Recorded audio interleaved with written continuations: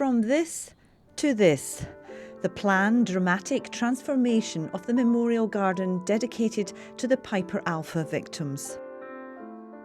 Thousands of roses were planted in Aberdeen's North Sea Memorial Garden as a poignant tribute to the 167 men who died in the 1988 tragedy.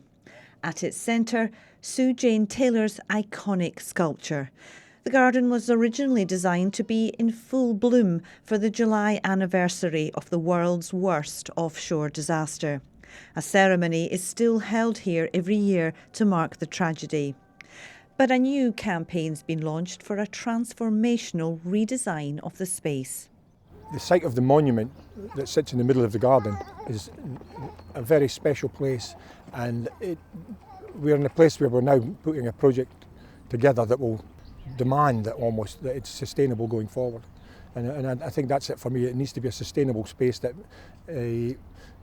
becomes a community space. Pound for Piper is aiming to raise £500,000 to create this new-look circular garden with improved access, additional seating and featuring flowers which can be enjoyed all year round.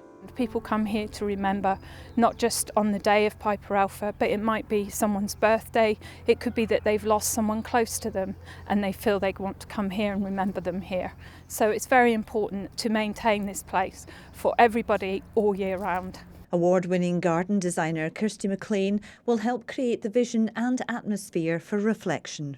Being able to travel around and to be close to the memorial is one part of it, but the biophilia that we're going to put in here is to try and give it a 365 days a year interest, but also the right kind of planting to have lots of insect and lots of bird life to attract all of those things.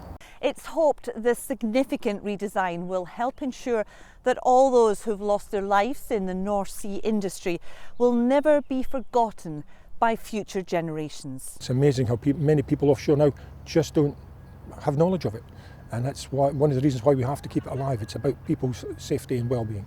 Oil and gas firms are being asked to contribute to the funding, and it's hoped the new design will be complete for the 35th anniversary of the tragedy next year. Anne Smith, STV News.